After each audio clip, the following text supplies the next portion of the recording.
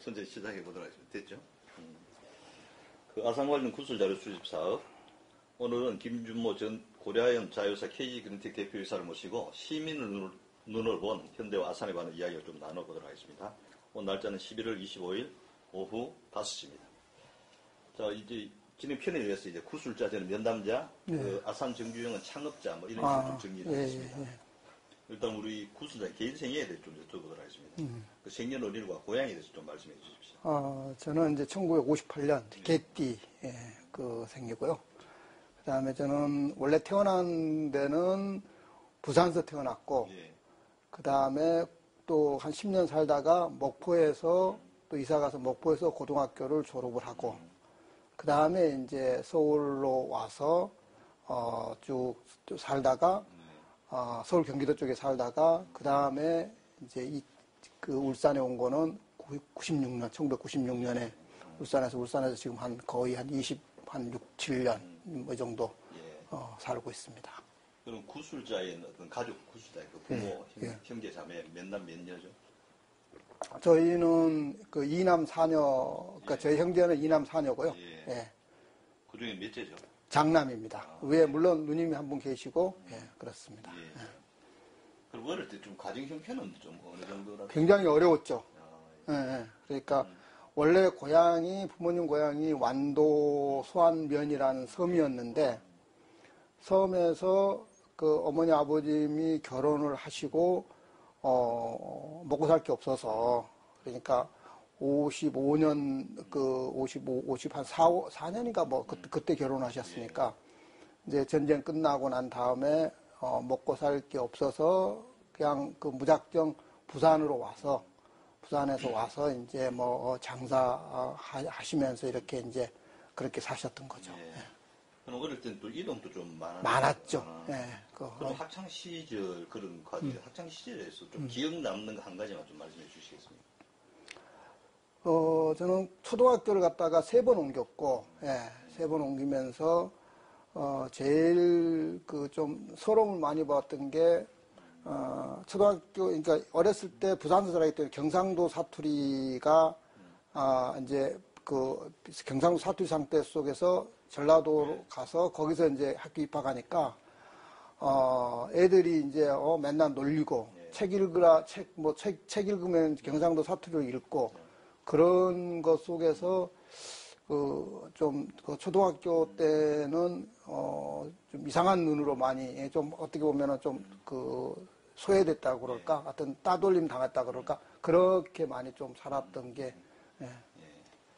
어느 쪽 혼란을 굉장히 좀 많이 느꼈다, 그죠? 경상도에서 이게 전라도 같은 그렇죠. 또 서울까지 가다 보니까.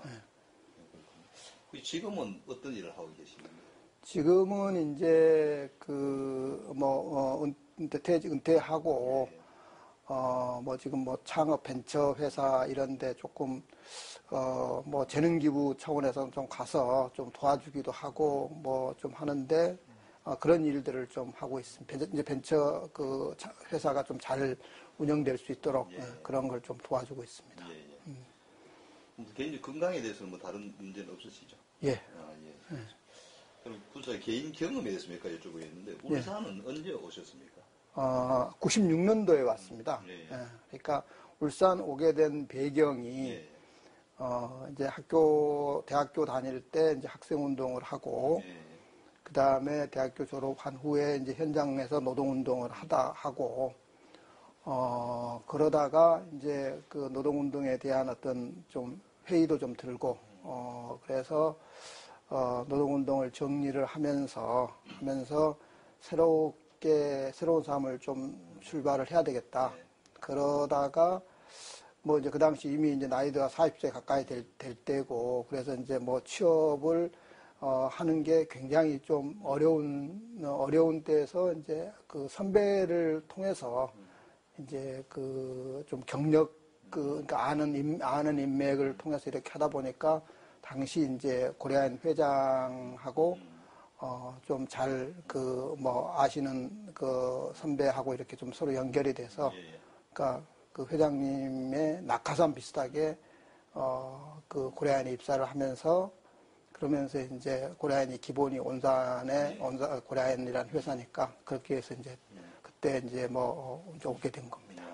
그러니까 이제 어떤 울산 오시가는 게 이제 고려아연에서 계속 이제 근무를 하죠. 그렇죠. 예. 이 고려아연은 뭐 어떤 일을 하는 회사죠? 고려아연은 기본적으로 이제 그 말이 이제 아연이기 때문에 아연을 그 옷을 좀 벗겠습니다. 예. 잠깐 마이크. 마이크를 좀 내려놔. 덥네. 그렇죠.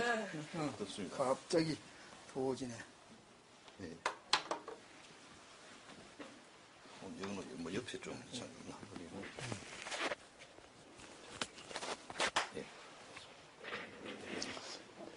고려아연은 이제 주로 이제 비철을 생산하는 업체인데 아연 생산이 제일 아연, 납, 그 다음에 금, 은, 백금, 동, 해서 우리 원소 주기율 표상으로 보면은 철을 제외하고 한 17가지 정도의 비철 금속을 재련하는 그런 회사입니다.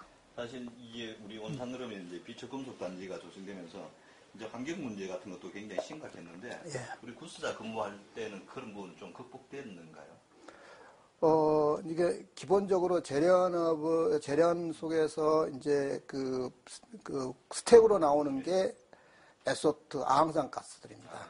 아항산 가스들이 이제 아항산 가스가 배출되지 않도록 그 법적 규제를 그게 맞추도록 하기 위해서 이제 대기질을 하기 위해서 이제 대기 쪽에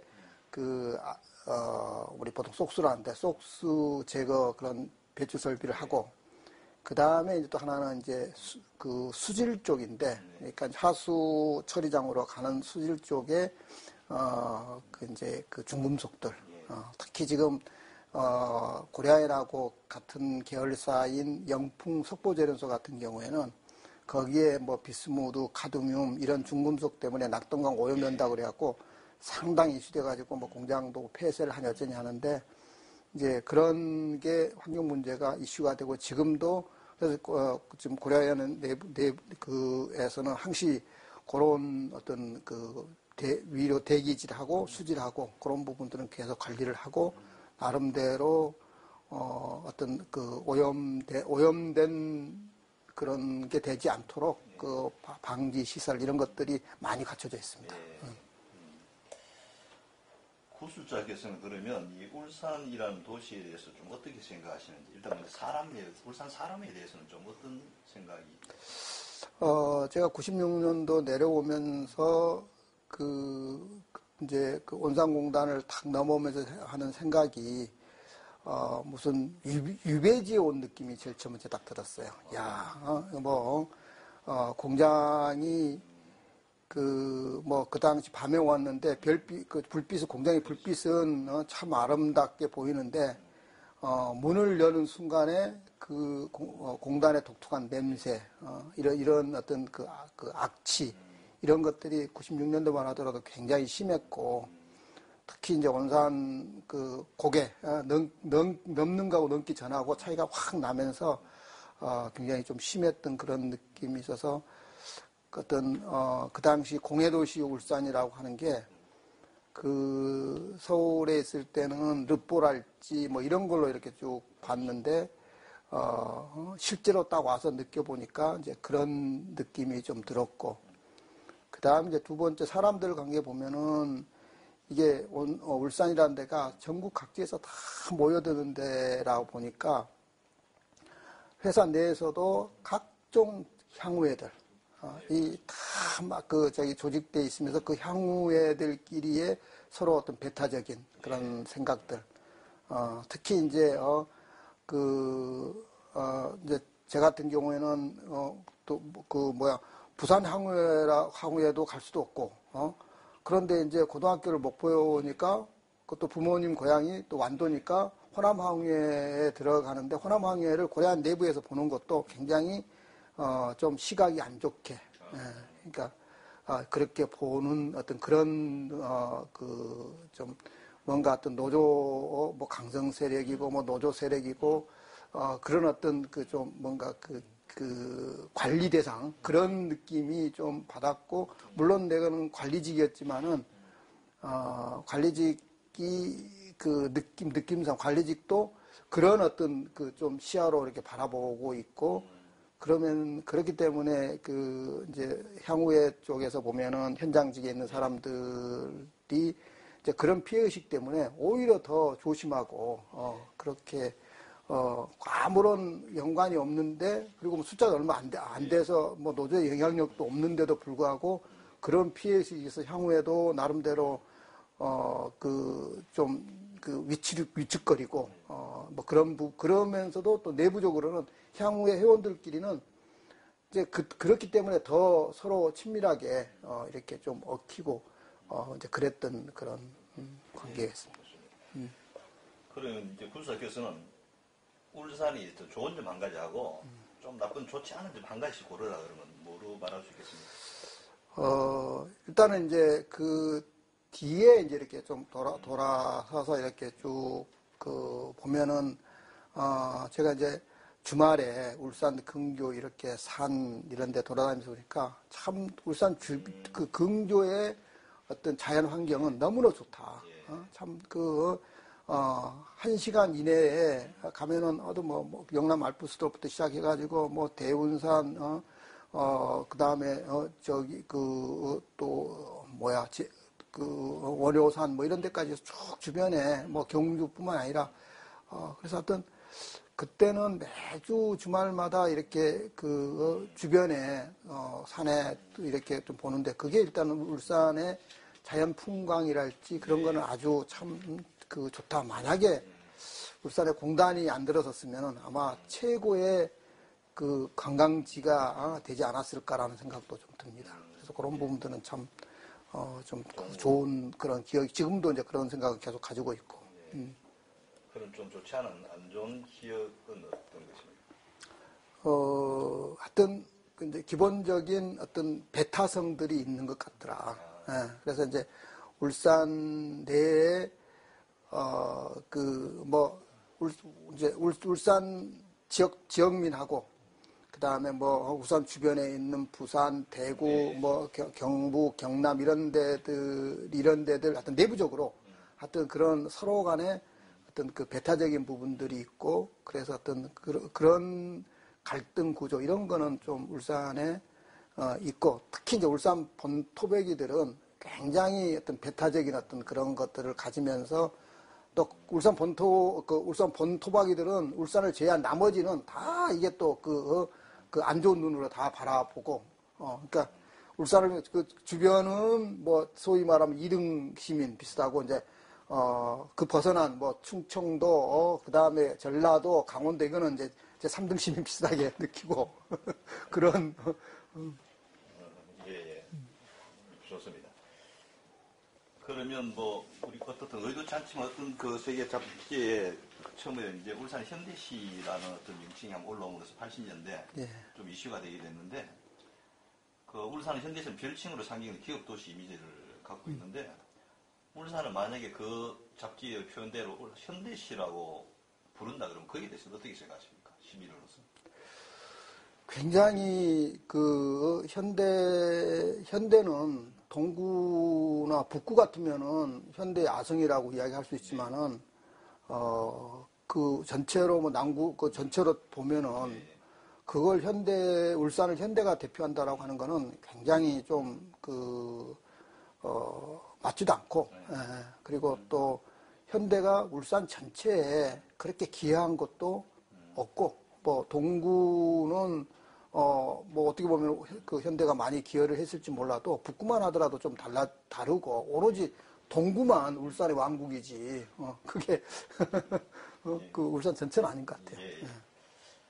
그리고 이제 울산은 이제 1960년대 후반부터 이제 본격적으로 현대그룹 자본 투자가 이제 시작되면서 지역 경제 구조 또는 공간 구조가 크게 변했다고 합니다. 물론 이제 석유화단지 그 이후에 많이 발전했습니다만은, 그런 의미 본다 그러면 아까 잠깐 말했습니다만 울산에서 어떤 현대 역할과 중요도 무엇이라고 생각하십니까? 현대가 울산의 을 대표하는 그런 위상이라고 그러면은, 거기에 맞게끔 현대가 지역사회에 공헌을 좀 해야 되는데, 실제로 울산에 공헌한 게 없단 말이에요. 기껏해 아산로도 자기네들 자동차하고 준공업하기 위해서 만들어서 기부 체납한 것이지, 울산 시민한테 준 건 없단 말이에요. 그에 비하면은 SK 같은 경우에는 울산 대공원이라고 하는 것들을 정말 그걸 정성 들여 만들고 그러면서 울산 시민한테 준 그런 기여한 부분은 내가 볼 때는 그 현대라는 거는 실제로 자기네들의 기업의 어떤 이윤 수단 이익을 위해서 울산대학교를 만든다랄지 울산과학대를 만드는 것도 어떤 지역사회의 어떤 후학을 위해서 만들기보다는 오히려 어떤 자기들이 어떤 자본 축적 이런 수단으로서 이용한 것이지 지역사회를 위해서 했던 거는 아니라고 생각을 하거든요. 그러면 어떠하든 간에 현대라는 기업이라는 것은 굉장히 많은 발전과 성장을 했다고 합니다.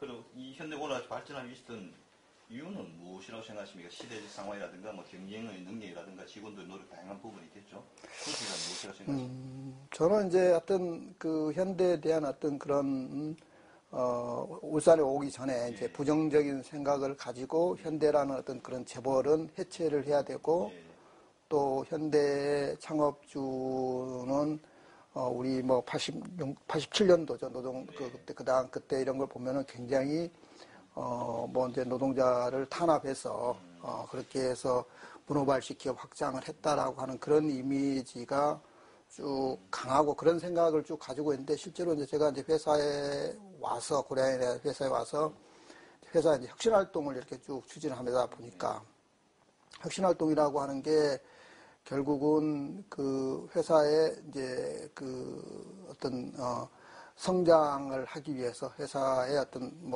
이익을 내기 위해서 어떻게 하면은 어떻게 어떤 시설을 바꾸고 우리 어떤 의식을 바꾸고 회사의 제도를 바꾸고 이러면서 할 것이냐 그런 거 집착을 하다 보니까 실제적으로 이제 그러면서 이제 쭉 사례들을 이렇게 쭉 보면서 현대의 정주영 회장이 그 기업 경영을 어떻게 했는지, 삼성은 어떻게 했는지, 이런 걸 쭉 좀, 그 사례를 보면서, 현대 정주영 회장의 참 생각은 그런 어떤 재벌 회장이라고 하는 걸 다 떠나서 창업주로서 보면은, 굉장한 어떤 그런 아이디어맨이고 진짜 보통은 우리가 현장에서 혁신 활동 하다 보면은 현장 사람들 맨날 안 된다라고 하는 안 되는 근거들만 뒤에서 그걸 회피하는데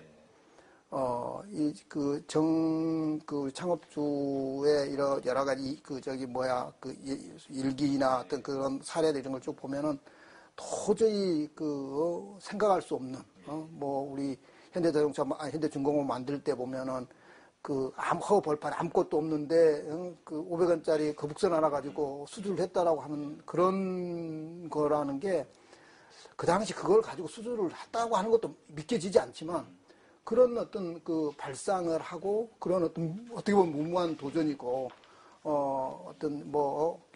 공학적으로 도저히 생각해 볼 수 없는 것들을 어떤 상식과 비상식을 뛰어넘으면서 우리가 이제까지 관념적으로 알고 있는 것들을 한꺼번에 그냥 확 깨면서 이렇게 하는 그런 면은 나는 창업주는 아주 뛰어난 어떤 그런 면이라고 이렇게 생각을 하고 그런 면에서는 존경까지는 못하지만 그래도 어떤 생각자로서 어떤 그런 좀 배워야 될 어떤 그런 부분들은 있지 않겠냐 그런 생각은 좀 듭니다. 어떻든 기업 경영하는 경영자로서는 어떻든 능력 인정해 줄 수 있다는 그런 뜻이겠죠. 네. 좋습니다. 그렇지만 또 울산은 이제 지금 기업 도시지만 지금 입장은 가장 큰 위기를 좀 받고 있잖아, 사실은요. 그 노사관계라든가 뭐 고용 구조라든가 뭐 지역사회의 어떤 네트워크 등 다양한 뭐 큰 변화를 거치고 있는데 이런 어떤 여러 울산 복합적입니다만은 뭐 현대만 있는 것도 아니지만은 초기에는 현대가 큰 역할을 하면서 성장했기 때문에 이 과정에서 어떤 기업의 입장에 봤을 때 현대의 위상이라든가 또 현대가 해야 될 역할 이런 부분은 좀 무엇이라고 생각하십니까? 현대 일단 자동차나 저기 조선 쪽으로 보면은 실제로 예전에는 용접하고 하는 그게 어떤 그 기존 어떤 대부분 고용이 그 속에서 이루어졌잖아요.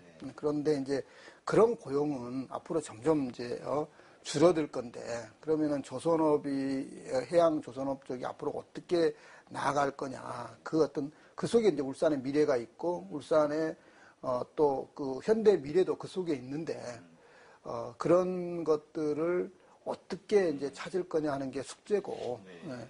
그래서 지금 여러 가지 지금 최근에 와가지고는 LNG랄지 이런 걸로 해서 새롭게 돌파구를 뚫고 있는데 하여튼 어떻든 간에 그런 하드웨어적인 것만 가지고는 앞으로 세계 못할 거다. 그러면 기본적으로 고부가가치 사업을 한다 그러면은 설계 능력이랄지 아니면은 IT 능력 그런 걸 결합을 할지 이런 어떤 부분의 일자리들을 울산에 많이 늘려야 되는데 그런 일자리들은 지금 다 보면은 서울 경기도로 다 가버리고 여기는 용접하는 것밖에 안 남았다. 근데 이게 이제 어떻게 보면 울산의 어떤 비극의 시작이지 않겠냐. 그래서 이제 그런 것들을 어떻게 미래 먹거리하고 연결을 시킬 거냐 하는 게 어떤 울산의 어떤 과제고 현대에도 과제가 아니겠느냐는 생각은 좀 듭니다. 예. 필연적으로 이제 현대그룹하고 노조 활동에 대해서 얘기할 수밖에 없는 부분인데 물론 1987년, 88년 울산에 안 계셨지만은 이런 소식은 듣고 또 그때 현장 노동도 하셨으니까 이 87년 흔히 말하는 우리 울산의 노동자 대투쟁이잖아요. 그때 받은 소감은 좀 어땠습니까? 그때 이제